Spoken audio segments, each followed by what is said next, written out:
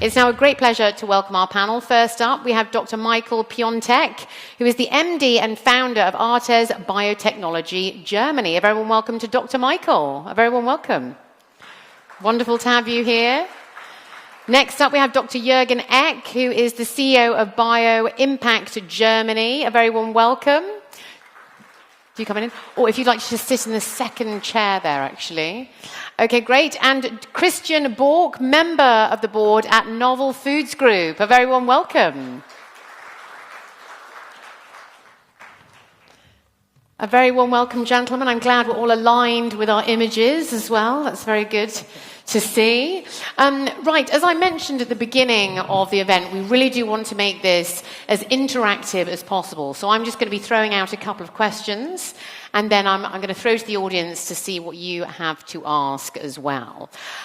Well, there are some very interesting presentations there, and it seems that, the sweet protein market it's just absolutely fantastic. It doesn't seem there's anything wrong with it. And I'm sure there are a lot of challenges. It's quite a young market and things like that as well.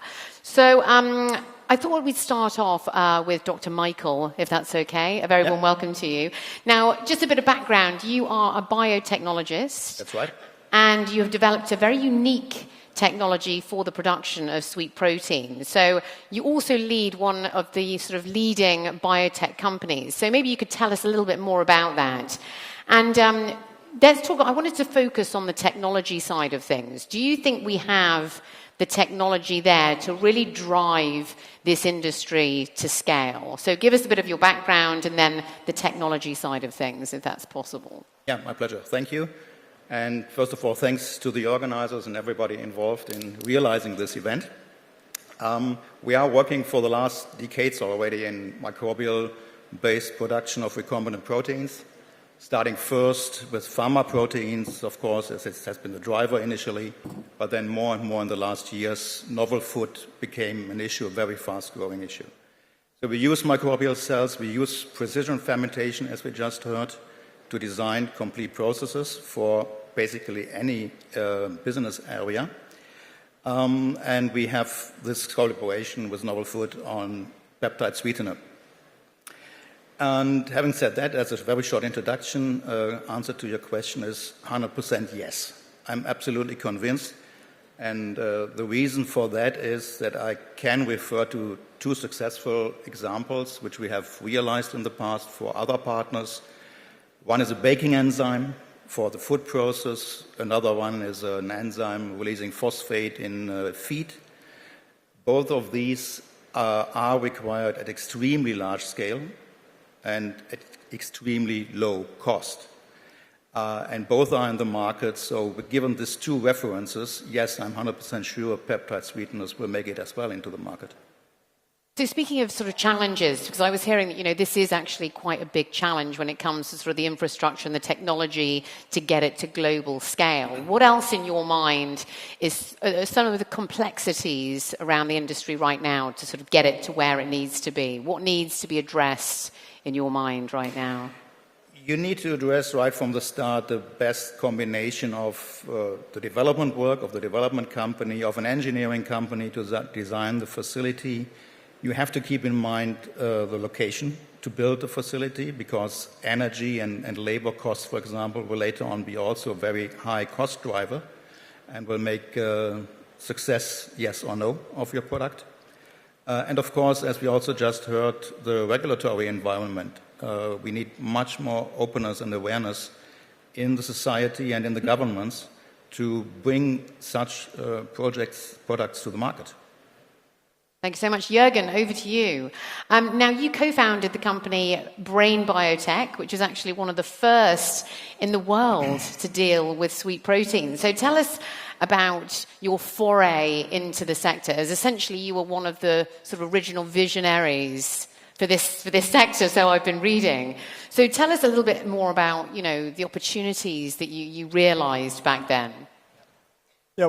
Thank you, Laura, for this brilliant question, and also thanks to the organizers for inviting me and having me here. Well, in these early days, two aspects were driving us. First aspect was a planetary health diet, and second, a sustainable way for food production. Planetary health diet, I think everyone knows about the toxic truth of sugar in the end. Everyone knows about the effects of insulin response, that you end up in a metabolic syndrome, obesity, and of course then diabetes type 2 in the end. And the truth is that diabetes type 2 is growing double-digit over the world. Yeah? And despite knowing about that toxic truth, the consumption of sugar is increasing. So the last year we had a global consumption of 22 kilogram pure sugar per person. That's an all-time high. And of course, knowing this, also in these early days, we thought about what is the solution for that. And of course, one solution is to have sweeteners without having a response on the insulin level, without having the threat of insulin resistance in the end. Therefore, we started the work on prasein, monolin, taumatin, and also for more funny approaches on miracolin, which is a taste modifier. Beside this, we started to work on taste receptors. So we isolated the taste receptors from our tongue, put it into cell culture, put them into cell-based assays to have a screening tool for sweetness, for taste modulators in the end, to develop these sweeteners. And second approach, make it quick, sustainable food production, we also heard it this morning, is very crucial. Besides having a growing world population, the amount of arable land is stagnating since the 90s, and therefore we have to think about how to produce a sustainable way, how to produce food with a reduction of land use, with a reduction of water use. And this is, of course, the solution is precision fermentation, as we heard already.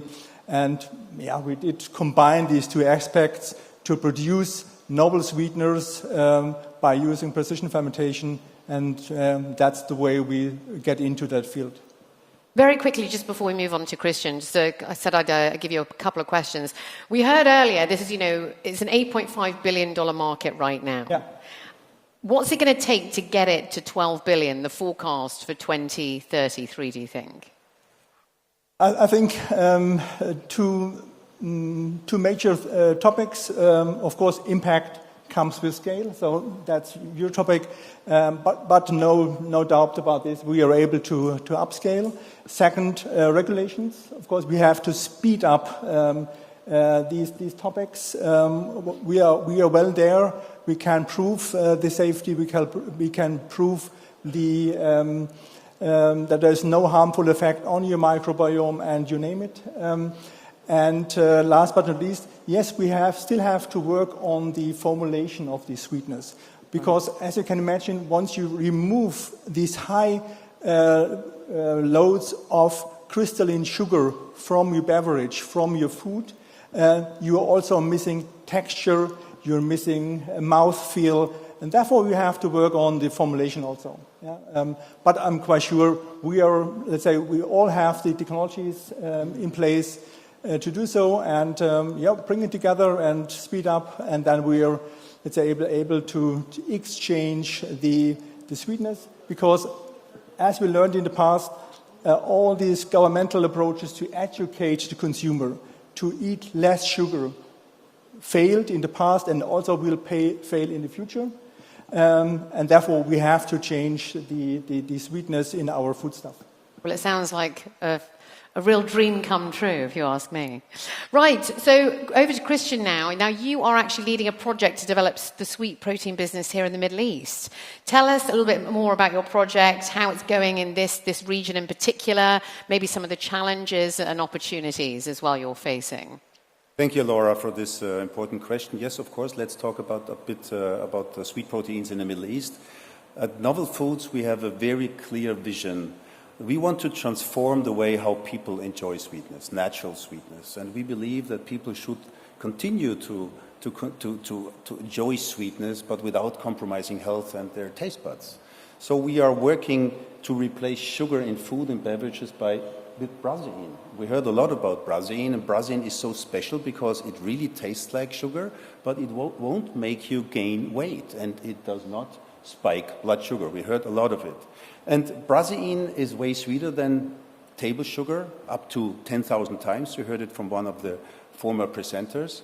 And brasein originates from a berry called oublié berry, which grows in the jungles of Western Africa, up there in the trees. And the locals, they enjoy the sweetness and the berries for centuries already.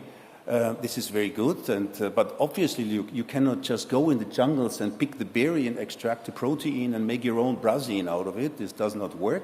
So we needed to find another way, and this way is precision fermentation. We heard about precision fermentation. This is a mix between traditional fermentation techniques and precise biotech. So this is what we're using. And this helps us to produce brasein in a sustainable way, on a consistent quality level, and affordable for everyone, which is also important. It should not be a product which can be only afforded by a certain level, like sometimes people say organic products are in this category. This should not be the case with the sweet proteins. And from our perspective, the Middle East is also perfect for sweet protein products. Why? Because we see that there is a shift in the population here. People want to have a healthier choice. They tend to sugar-reduced or products with no sugar in it. And also, this area is interesting for us because it's very close to the GCC and to MENA region, to Asia and India. And all these areas, there are problems with diabetes, in German, Zuckerkrankheit. So this gives us the chance also to grow, not only here in the UAE, but also in the other countries, in the markets. But of course there are challenges, and one of the challenges is that brasein is not very well known at the moment. So we need to go out and tell people how great brasein is. And this is one of the tasks we have up in our channels. So we need to inform, we need to educate, of course. We will do this by marketing, we will do this by social media, influencers, name it, you get it. And with that, we are working together with local and also over-regional universities to spread the word, to tell people how good brasein is. And we're also working together with manufacturers in our R&D center in Dubai, which is dedicated to develop brasein-infused recipes, and we do this in different areas, in ice cream. And I had the chance to taste our newest development of ice cream. It's vanilla, it's no sugar, it's only brasein, and it's very, very good. So I'm very, very delighted, and I would all of you invite to taste it. This is great. And also to the manufacturers here in this area, please reach out, come to us. We would like to develop products together with you with reduced sugar and with brasein infused. This is a very good idea. So, and the other thing is, and this is quite a big news, and some heard it already, we are going to build our own sweet protein factory here, right here in the UAE. And this is also a possibility to create new jobs for the people in the area. So these are the most important tasks we have in mind at the moment. And this plant also will support the food security here in the UAE, also very important. So we are focused on the big picture to create a healthy and more tasty sweetness. So please, I invite you all, stay tuned with us. There's more to come. Thank you. So it really is a segment that's growing in momentum, especially here in the Middle East, which is very, very good to hear. We feel that we are here at the right moment, and we also feel the open arms of the government. There is support because the government wants to do something good for their population, and health is on number one, and reducing sugar by something more healthy, more tasty. This is one of the principles. So I think we are on the right moment. When can we expect to see this go fully mainstream? I suppose that's the end goal, isn't it? We're working full steam, and this conference is one of the first steps, and we will very soon be able to announce when we can go online and when we go commercial with our plant. So please be also tuned. We will let you know then. Amazing. Brilliant. How exciting. Right. I'm going to give the last 7 minutes to our audience. So please, if you have any questions, speak now. We have some microphones being handed around, so please do raise your hand. Tell us who you are and where you're from, and your question. Anything to do with sweet proteins. We've had a lot of information so far after the break. We've covered a lot, actually. But yes, do we have any questions from our audience? Don't be shy. We've got a shy crowd today. Oh, yes, here we go. The gentleman just here at the front. Why don't you kickstart us off? Tell us who you are and where you're from, and we have a microphone coming just now. Hello, I'm Piotr Sergiev from Moscow State University. I have a question to Jürgen. I'm wondering about your reporter system for cell-based reporter system for tasting sweet proteins. Can you elaborate a little bit more on that? How would you detect it is activated? Yeah. Thank you for this question, and sorry for the rest. Now it becomes more technical.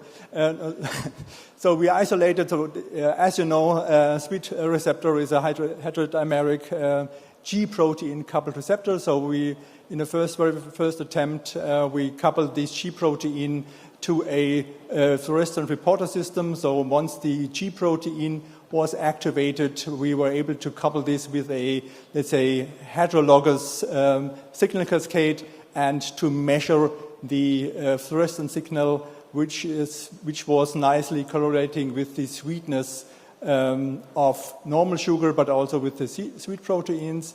And second approach was we were able to isolate to isolate taste cells from the tongue and to immortalize these taste cells to have even more realistic approach. This was not that much on the high throughput screening approach, but gives even more insights to how a sweet taste cell does work, how a fat taste cell does work, how a bitter taste cell does work in the end. And in the end, this was very important for the early work. But I think nowadays we are well ahead with, as you well know better than me, together with Novel Foods, with that work to have an optimized, also in taste perspective, optimized Brasin, for example, get rid of all these tiny amounts of aftertaste and also the onset, which is important for the sweetness, to have an early onset of the sweet taste comparable to normal sucrose sugar. Thank you so much. Brilliant question there. I'm going to, hopefully, we'll have about 3 more questions, and then we move into our lunch break. I know this is the tough part of the afternoon. But yes, hand up there. Please do tell us your question and who you are and where you're from.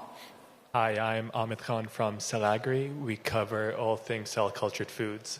My question's for Christian. We previously heard right now some of the regulation challenges in Europe. Would there be any challenges for sweet proteins here in the UAE? You were talking about Europe?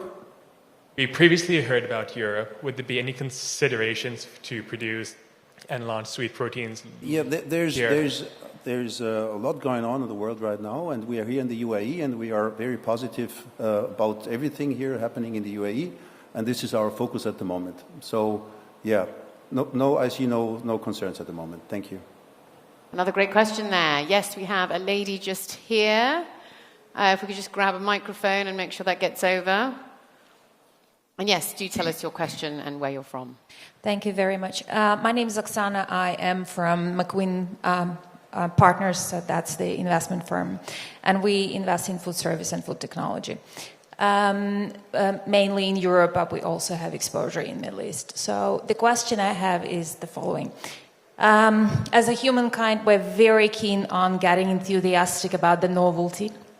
And I find that there is, one generation of sweeteners 10 years ago, then 5 years ago, and, we go on, right? So what are the side effects, right? We didn't launch it at the mass scale yet. So take it human health or longer-term effect or amount of it consumed. So what do you think, and that's the primary question to both doctors, is the side effect of the proteins? Thank you. Yes, who would like to take that first? Dr. Michael, why don't you take that? I'm not sure if I can answer that question precisely because we've given those technologies to our partners, so maybe it's more a question to Christian. What I can tell you is on the taste, as you mentioned also, that we had also very critical test persons, kids who tested chocolate cream and marmalade, and they found it be equal and very tasty. I think we have to wait for large trials, field trials maybe, but the question is on the product, of course. We have seen with aspartame that the WHO now has concerns about it. We don't expect it from this natural sweeteners, but yes, it has to be tested. Any further comments? No? Perhaps I can add on. I think already mentioned this morning, taste is king. Yeah? And the failure of stevia shows exactly the importance of taste in the end. It must be a taste like sugar. Yeah? And why all these educational programs does not work in the end, sugar gives you a reward for tasting sweet.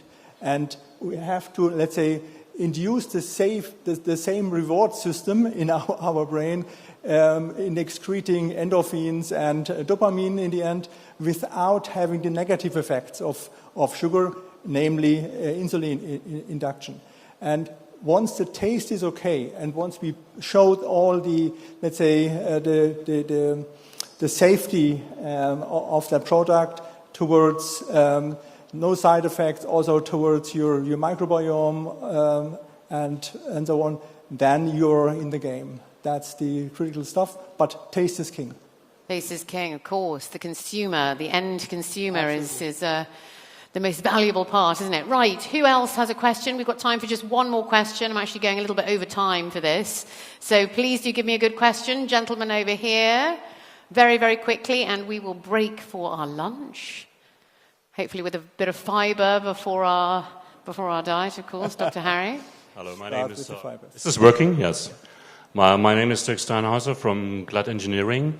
We are working on biotech projects, and as a biotechnologist, I have a question concerning your partners in the project, the very small ones, which are the microorganisms. You have to cultivate them in an environment. My question is, where are you at the moment with these in terms of contents and titers, if you're allowed to say, and how do you see the future perspective on these to increase the performance?